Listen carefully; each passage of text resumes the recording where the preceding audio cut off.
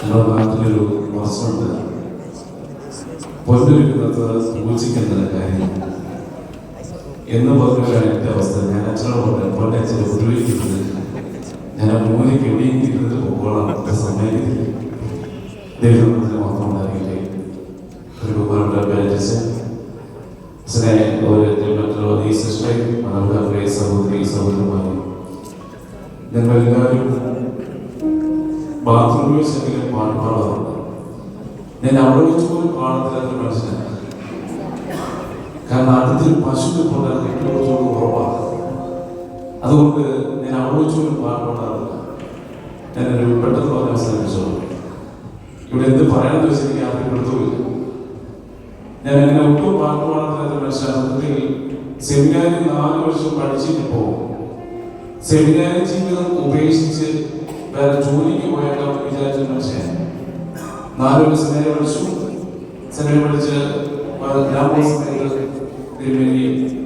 സമാജത്തിനാക്ക് പോവാണ് 3 വർഷം കഴിഞ്ഞിട്ട്. അപ്പോൾ ഞാൻ തിരുമേനിയെ കാണാൻ കഴിയുന്നത് ഞാൻ ഇവിടെ പ്രസംഗിക്കുന്നില്ല, അത്രപോലും പാട്ട് പാടത്തില്ല.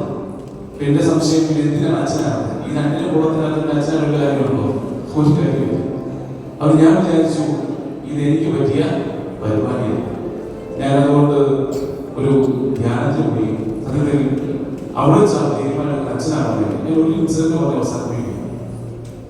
പലപ്പോഴും ഒത്തിരി സമയത്തേക്കാണെങ്കിൽ അസൂയ പോകും. അച്ഛനെ പാട്ട് വൈദ്യുതി അസൂയ പോകും. സത്യത്തിൽ ഇത്രയും നല്ല ദൈവത്തെ പാടിപ്പോരുത്താൻ ദൈവം ആ സ്വരം കൊടുത്തുള്ള അസൂയ പോകും.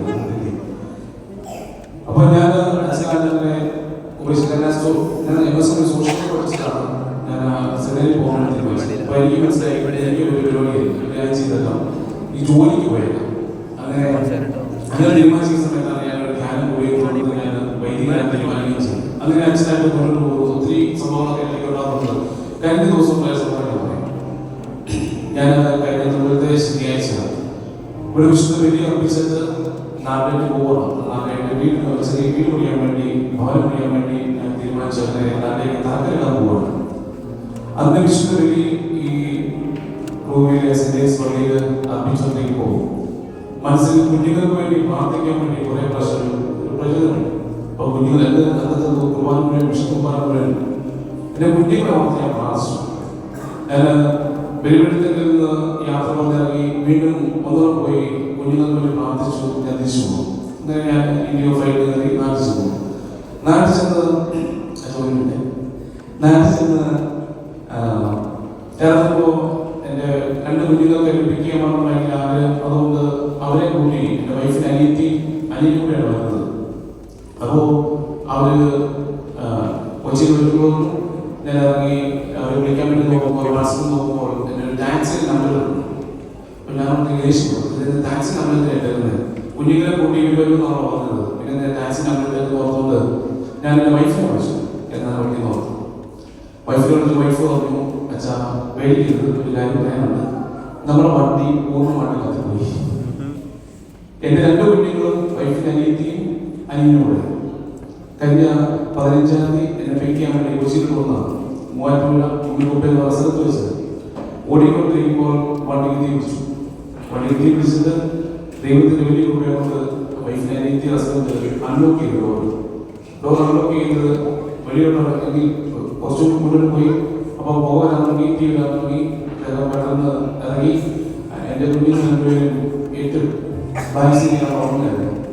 അവരെ വിളിച്ചിട്ട് എന്തെങ്കിലും അവരെ ഒരു വിധത്തിൽ വലിച്ചു നോക്കി വെളിയിറങ്ങി 1 മിനിറ്റ് മുമ്പ് ഡോറായി ഫുൾ ഡോർ ലോക്കായി.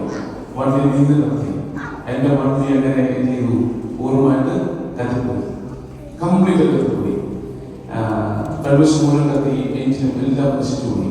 സത്യത്തിൽ എൻ്റെ കുഞ്ഞുങ്ങളും ഇന്ന് 4 പേരെ ജീവനോട്ടിരിക്കുന്നത് അശുദ്ധ ബലിയർപ്പിച്ചപ്പോൾ ദൈവം എന്ന ചിന്തയാണ് അവർക്കൊരു പ്രാർത്ഥിക്കാൻ വേണ്ടി. അന്ന് ആ പ്രാർത്ഥന സത്യത്തിൽ ഏറ്റവും ഓർക്കുന്നത്. അന്ന് പ്രാർത്ഥന ഒരു വൈദ്യനായിട്ടാണ് അല്ലെങ്കിൽ ദൈവം കരുതിയോണ്ടാണ് ഇന്ന് 4 പേരെ ജീവനോട്ടിരിക്കുന്നത്. ദൈവത്തെ ഓരോ വൈദികനും വിളിക്കുന്നത് ഓരോ ദൈവത്തിലുള്ള പദ്ധതിയാണ്. സത്യത്തിൽ ഞാൻ നേരത്തെ പറഞ്ഞ ഇവരെ കാണുന്ന അസൂയവും മാലാഖമാർ വാടുന്നവരെ സത്യത്തിൽ ഭയങ്കര അസൂയൊന്നുമില്ലല്ലോ. ഇവരെ കുറിച്ച് അത്രയും ഭംഗിയായിട്ട് ദൈവത്തെ പാടിസ്വദിക്കാൻ കഴിവ് ദൈവം കൊടുത്തു. ദൈവത്തെ മഹത്വപ്പെടുത്താം. ഇവര് വൈദികര് നിങ്ങളൊരു വലിയ പ്രാർത്ഥിക്കുമ്പോൾ തീർച്ചയായിട്ടും ആ വൈദികരുടെ പ്രാർത്ഥനയിൽ നിങ്ങൾ പൂർണ്ണമായിട്ട് ഉൾക്കൊള്ളണം. വൈദികരിൽ പറയുന്ന വാക്ക് ശ്രദ്ധിക്കണം. വൈദികർ ദൈവത്തിന് ദൂഷന്മാരാണ്. അവർ എന്ത് കഴിവുണ്ടെങ്കിലും അവർ ദൈവത്തിന് ദൂഷന്മാരാണ്. അതുകൊണ്ട് ഈ സന്ദർഭത്തിൽ പറയേണ്ട കാര്യങ്ങളൊന്നും അറിയത്തില്ല. പക്ഷേ റീസെന്റ് ജീവിതത്തിൽ ജീവിതത്തിൽ സംഭവം ഉണ്ടായതുകൊണ്ട് നിങ്ങളുടെ ഷെയർ ചെയ്യുന്നത് മാത്രമേ ഉള്ളൂ. ഈ പ്രോഗ്രാമിന് എല്ലാ ആശംസകളും നേരുന്നു. അച്ഛൻ അച്ഛനെ പറഞ്ഞ അച്ഛൻ മൂലിക്കുന്നത് ഞാൻ ഇപ്പോൾ ഉപദ്രവിക്കുന്നില്ല, അച്ഛൻ സമ്മതിക്കുന്നില്ല. അച്ഛൻ വളരെ സ്നേഹത്തോടും അവരോടും കൂടി സ്നേഹിക്കുന്ന വ്യക്തിയാണ്. രണ്ട് വൈദികരും വൈദികരുടെ എല്ലാ സ്നേഹവും അധ്യാനിക്കുന്നു. പ്രത്യേകിച്ച് അച്ഛൻ ഒത്തിരി രാത്രി കേട്ടിട്ടുണ്ട്. കാണാൻ സാധിച്ചതിന് ദൈവത്തെ മഹത്വപ്പെടുന്നു. അല്പസമയം വാക്ക് ഷെയർ ചെയ്യാൻ അവസരം വന്നതിന് അച്ഛൻ അധ്യാനിക്കുന്നു. കേട്ടിന് എല്ലാവരും അധ്യാനിക്കുന്നു. പ്രോഗ്രാമിന് എല്ലാ ആശംസകളും നേരുന്നു. ദൈവം മാത്രം